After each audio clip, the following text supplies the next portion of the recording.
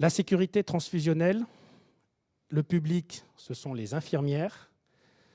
C'est un dispositif que nous avons développé avec l'hôpital Foch en Île-de-France, dans le 92, près de à Suresnes.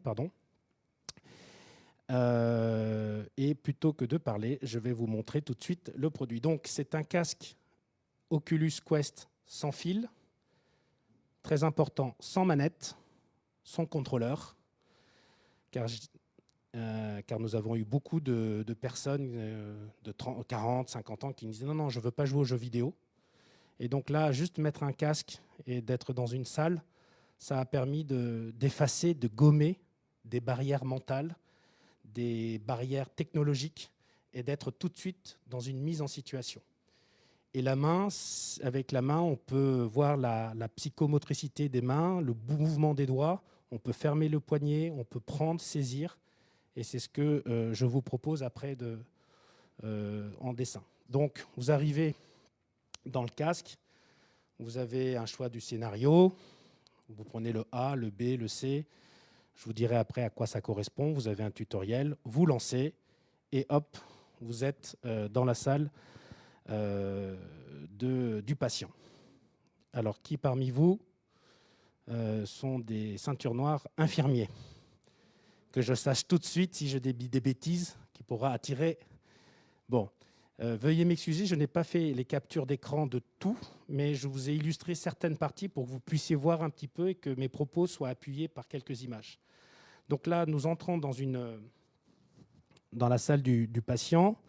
Vous voyez la table de soins, le Dynamap, la poche, et il y a une transfusion sanguine en cours. Et le thème, bien évidemment, vous l'aurez reconnu, c'est l'hémovigilance. On rentre, donc avec mes mains, je vais tout de suite prendre du gel hydroalcoolique pour bien me désinfecter les mains. Et j'arrive, j'appuie sur le doigt, et là, bonjour, je ne me sens pas très bien, j'ai des frissons. Ça, c'est le démarrage d'un incident transfusionnel. Et à ce moment-là, d'après la directrice des soins et toute l'équipe des cadres de santé avec qui nous avons travaillé sur le protocole, il s'agissait de savoir quelle partie du protocole il fallait qu'on mette en scène. Et donc, nous avons travaillé sur le démarrage de cet incident transfusionnel pour pouvoir illustrer et former les infirmières qui soit venaient pour une première fois, soit étaient en recyclage pour apprendre et réapprendre les bons gestes au bon moment, avec les bons produits éventuellement. Donc, j'appelle, donc la personne ne veut pas, donc je vais faire comme si j'étais infirmier. J'appuie sur le bouton vert du Dynamap, pip pip, on entend le bruit, c'est comme si j'y étais. Je prends le thermomètre avec les mains, donc je vais me baisser, je me relève, j'approche du patient, je prends la température, je vois qu'il a 38,5, effectivement c'est un peu plus élevé. Je vois des réactions bien, non. Je clampe, j'espère que c'est... Je clampe immédiatement et je vais dans le bureau des cadres de santé pour prévenir le médecin. Lorsque je m'approche du téléphone, vous avez tout un tas de choix. Vous pouvez appeler l'accueil, vous pouvez appeler les collègues. Qu'est-ce que je fais? Dans ce cas-là, la bonne réponse est d'appeler le médecin de service qui vous dit « arrêtez la transfusion ». Vous retournez dans la pièce du patient, dans la chambre du patient, vous mettez vos gants, vous arrêtez le robinet, vous mettez la bétadine sur la compresse. Et une fois que vous avez mis la poche de sang dans le sac qui est dédié, vous pouvez regarder éventuellement quelques informations. Vous regardez la safety card et éventuellement aussi. Vous regardez les informations très importantes pour renseigner les informations.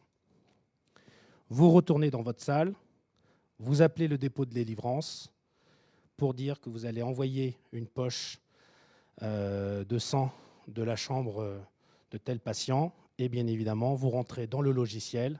Donc, vous faites la simulation de la main dans le vide, comme si vous preniez la souris, vous cliquez.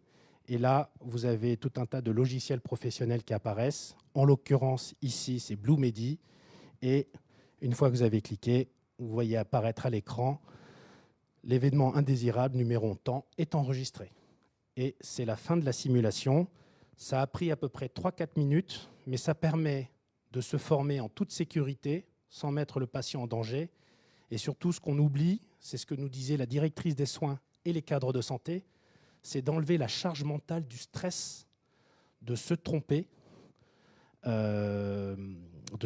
face aux autres collègues qui sont là en se trompant. Donc le retour d'expérience. C'est parti lorsqu'on a été sollicité. L'hôpital Foch a la chance d'avoir des chambres d'erreur, avait pratiqué et faisait des simulations dans des chambres d'erreur. C'est super, ça marche bien, mais il y a une sorte de lassitude qui se passait aussi bien du côté des apprenants et apprenantes, parce que y allaient à 2 ou 3, savaient où il fallait regarder, et du côté des formateurs, des cadres de santé, à chaque fois que quelqu'un passait, il fallait tout remettre à la pièce à chaque fois. Donc vous faites une formation le matin, ça va, vous en faites 5 dans la journée, vous en faites 20 dans la semaine.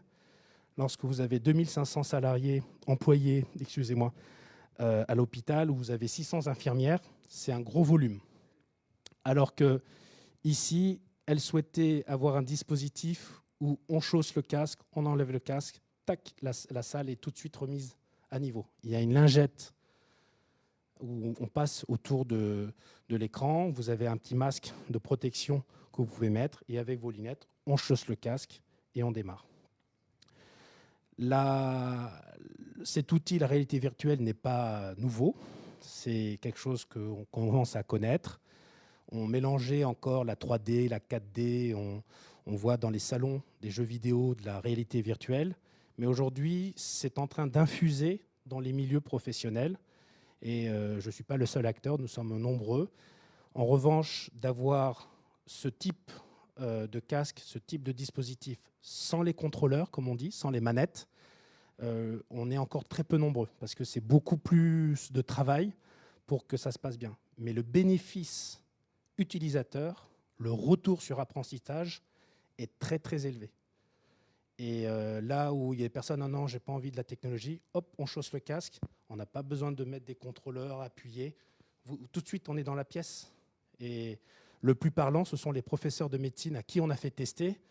On ne leur disait pas qu'est-ce que c'était, ils mettaient le casque, oh moi j'arrête tout de suite, tac, tac, tac, tac. Enfin, comme s'ils étaient dans la vraie vie. Ils ont levé, ils ont dit, ouais, c'est super. Donc voilà notre retour d'expérience entre le wow effect, où les utilisateurs, les infirmiers ont dit c'est super, et surtout ça a entraîné, on n'avait pas anticipé cela, c'est que les infirmières et les infirmiers se passaient le mot, ah, il faut que tu t'inscrives à la formation, c'est super. Là où c'est toujours difficile d'aller chercher le personnel pour se former, parce que déjà dans son service c'est compliqué, la charge de travail est importante, et puis c'est encore une formation, il faut être assis ou on va écouter. Là, on a vu que c'était un appel d'air très important, et la plus belle des réponses, c'est quoi que vous nous proposez la prochaine fois? Voilà. J'espère que je ne suis pas allé trop vite. Je voulais juste faire un premier cas d'étude. Je prends vos questions.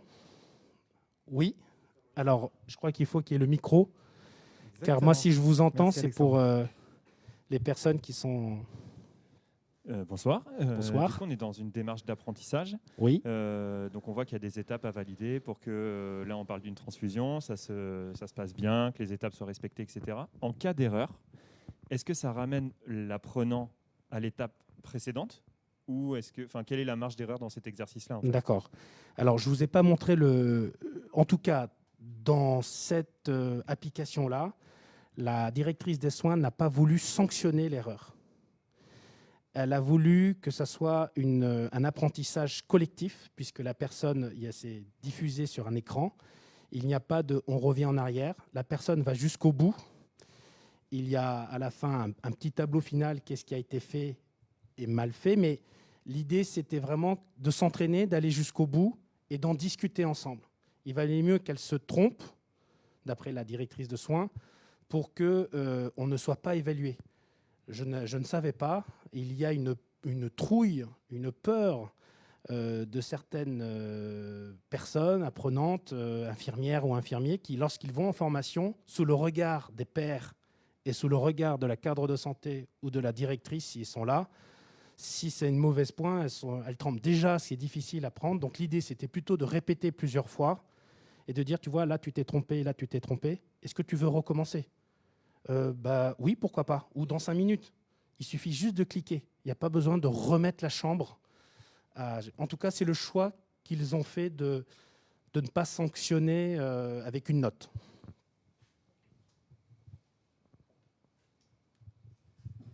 Bonsoir. Qu'est-ce que vous avez d'autre? Là, on est sur la transfusion. Est-ce que vous avez d'autres formules? Et combien de temps ça vous prend d'en créer une nouvelle, par exemple, un nouveau jeu en réalité virtuelle? Alors, la réalité virtuelle, selon la structure, vous mettrez entre 3 mois, 6 mois, 9 mois à développer, pour vous donner une moyenne. Et encore une fois, mes collègues vont s'arracher les cheveux. Ils vont dire, ah bah tiens, c'est encore Alexandre qui donne une date sans avoir le cahier des charges. Car ce qui prend du temps, c'est la conception. Le 22 septembre, on vous en a parlé, c'est l'ingénierie pédagogique. Là, dans ce cas précis, parce que j'avais des personnes en face embarquées, engagées, on l'a développé en 6 mois, tambour battant. C'est une grande prouesse. Le produit que je vous montre après, ça nous a pris 3 fois plus de temps. 18 mois, parce que le formateur et le responsable avaient une idée de ce qu'on pouvait faire, et puis il y avait aussi de l'envie. C'est comme quand vous faites une maison. Vous voyez votre maison se développer, et tout d'un coup, vous avez de nouveaux besoins que vous n'aviez pas au début. Et donc, c'est toujours une négociation entre le cahier des charges, le budget temps, le budget argent. Et donc, c'est extrêmement difficile. Dans mon cas, chez Psycho Studio, on est une toute petite équipe d'une dizaine de personnes. On ne peut pas produire à grand volume. Je sais que j'ai des confrères qui développent en France, en Europe, Europe de l'Est, en Asie. Donc, ce sont selon les entreprises, mais vous payez plus cher des structures de coûts. Donc, nous, on a toujours abordé tous les dossiers avec la même méthodologie. C'est de savoir qu'est-ce que vous voulez vraiment, quel est votre temps, car ça, c'est ce qui coûte le plus cher, c'est votre temps. Si vous, monsieur, par exemple, vous êtes notre co-concepteur pédagogique, il va falloir qu'on s'impose dans votre agenda déjà bien chargé.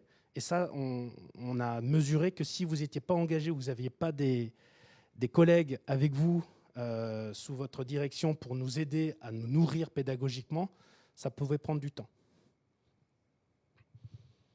Oui. Est-ce que vous avez un retour sur... Alors, est-ce que les gens qui ont fait la formation ont eu la possibilité de revenir pour voir si ça leur avait servi? Ou est-ce que vous avez eu un retour sur, par exemple, la diminution des accidents transfusionnels dans le centre hospitalier qui a demandé cette formation? Alors, d'après la directrice des soins, après, maintenant, on l'a déployé dans 3 établissements. Apparemment, il n'y avait pas d'incident. C'est plutôt la bonne nouvelle. Mais c'est plutôt en prévention où une infirmière qui était dans un autre service qui arrive a besoin de faire un recyclage où il y a l'enseignement pair à pair, mais de refaire une petite simulation permettait d'être plus assurée que lorsque l'incident arrivait, elle avait déjà vu le protocole. Et ça donnait une confiance entre personnes pour pouvoir travailler de façon sereine dans un service où la transfusion sanguine est pratiquée. J'enchaîne. Alors, j'allais proposer un verre, mais je vous propose un petit café. Et en fait, c'est un café virtuel. C'est ce que nous proposons dans le tutoriel, où pour appréhender, s'approprier l'outil, vous êtes face à une machine à café, vous appuyez Expresso par exemple, le gobelet tombe.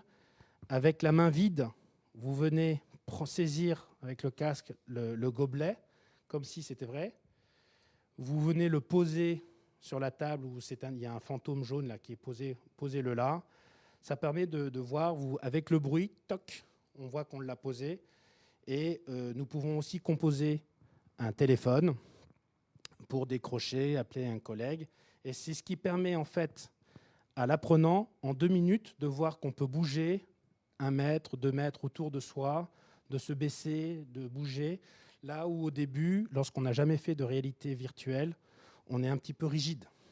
Et là, très vite, on comprend qu'on peut complètement habiter l'espace, s'approprier l'espace et être dans une pièce.